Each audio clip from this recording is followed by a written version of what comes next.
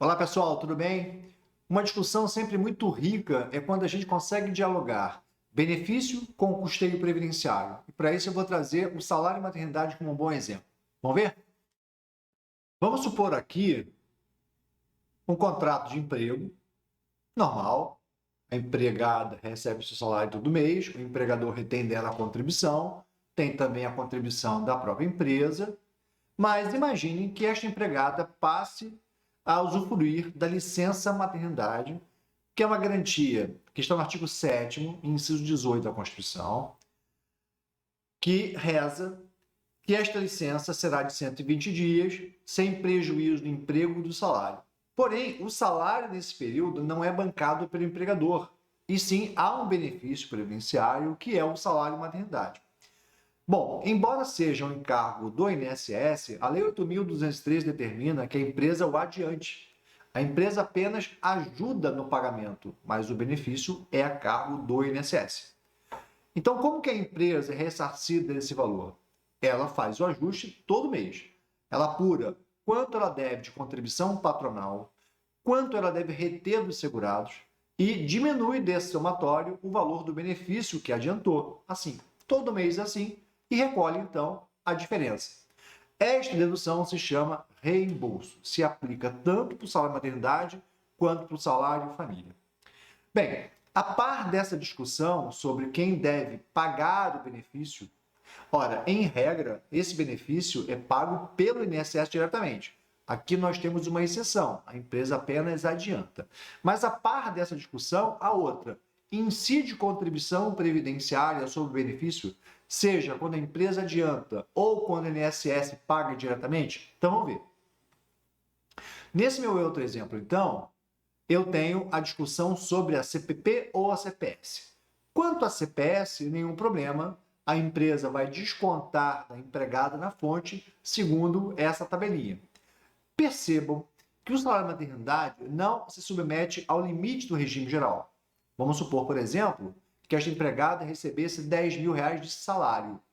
A empresa adiantará 10 mil reais de salário maternidade, embora seja uma prestação do INSS. Porém, a contribuição tem teto, é até 7.822. Claro isso? Bom, quanto à contribuição patronal, esta não é exigida. Já foi, mas o Supremo, no tema 72 de repercussão geral, disse que é inconstitucional a exigência de contribuição a cargo do empregador. Um detalhe importante é que a discussão era travada em relação à contribuição de uma empresa, de uma pessoa jurídica, e era a contribuição básica de 20%. Porém, pela ratio decidente, a PGFN entende que não se exige a contribuição patronal não só da empresa, não só da pessoa jurídica, mas também do empregador doméstico. E não é só a contribuição básica de 20%, isso se alastra também para a contribuição para o RAT e também para o adicional da aposentadoria especial. Então, não há contribuição patronal de qualquer espécie sobre o benefício, somente a contribuição da segurada ou do segurado, né? Porque hoje o homem, desde 2013, o homem faz jus também ao benefício previdenciário. Muito bem. Só que no caso do homem, mesmo que seja empregado, não é a empresa que adianta, é o INSS. A regra é o INSS. Aliás, vamos convencionar dessa forma. Empregado, doméstico, avulso, facultativo, não interessa. Quem paga é o INSS diretamente. A única exceção é quando é empregada gestante, que nessa hipótese a lei determina que a empresa adiante. Em qualquer outro caso, em qualquer outra hipótese, é feito um requerimento diretamente ao INSS. Veja aqui, por exemplo, olha. Imagine um empregado ou uma empregada que adotaram uma criança ou obtiveram guarda judicial para efeito de adoção, para fim de adoção. Nessa hipótese, a empresa não adianta nada. Eles requerem o INSS paga o benefício e o INSS desconta a contribuição previdenciária. Claro isso? Uma outra discussão muito interessante é em relação ao MEI. Vamos lá. Eu tenho aqui um microempreendedor individual como empregado. Percebam, o MEI, segundo o artigo 18A e seguintes da Lei Complementar 123, é o empreendedor individual que adere ao Simples Nacional. Ele pode ter apenas um empregado que recebe salário mínimo ou piso da categoria. É o caso. Nessa hipótese, o MEI, para efeitos tributários, ele se equipara à empresa. Mas cuidado, hein? O MEI não é pessoa jurídica. Há uma diferença muito grande entre pessoa jurídica e empresa. Então, o MEI é pessoa física.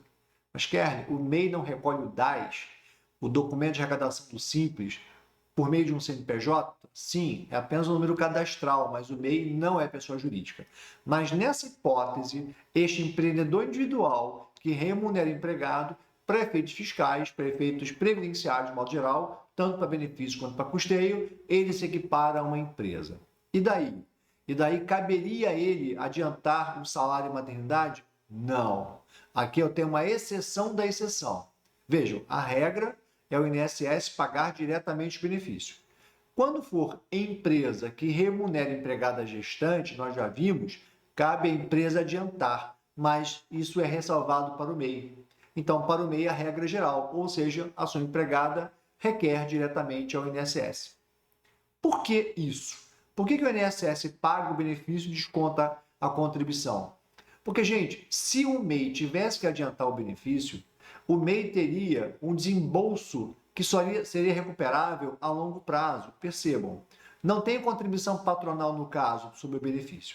Se o MEI tivesse que adiantar a prestação e se reembolsar, qual seria o reembolso? Ora, 1.212, vamos supor que essa empregada tivesse direito ao benefício nesse valor.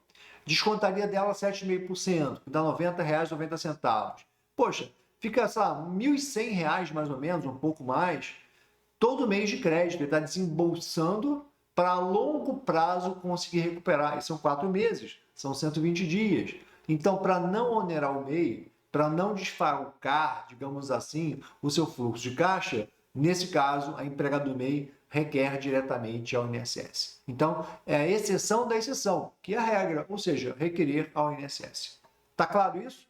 Então, a única empresa que não adianta o benefício para sua empregada gestante é o MEI. Em qualquer outro caso, há esse adiantamento. Pessoal, aproveitando a oportunidade, vou convidá-los para o nosso Custeio 1.0. Esse curso começa no dia 7 de junho, né? E esse assunto que eu abordei aqui nesse vídeo, tantos outros, nós vamos ter a oportunidade de falar lá também com mais detalhes, com mais aprofundamento. E eu espero que vocês venham para cá e aprendam essas contribuições previdenciárias. Há alguns anos, eu diria até que eu estou numa cruzada para fazer com que os advogados previdenciaristas típicos, né, que trabalham com benefício, coloquem aí no seu radar também o custeio previdenciário, porque muitas das vezes é o custeio que vai resolver o caso do seu cliente e não exatamente a legislação de benefício. Bom, então fica o convite, espero por vocês, começamos no dia 7 de junho.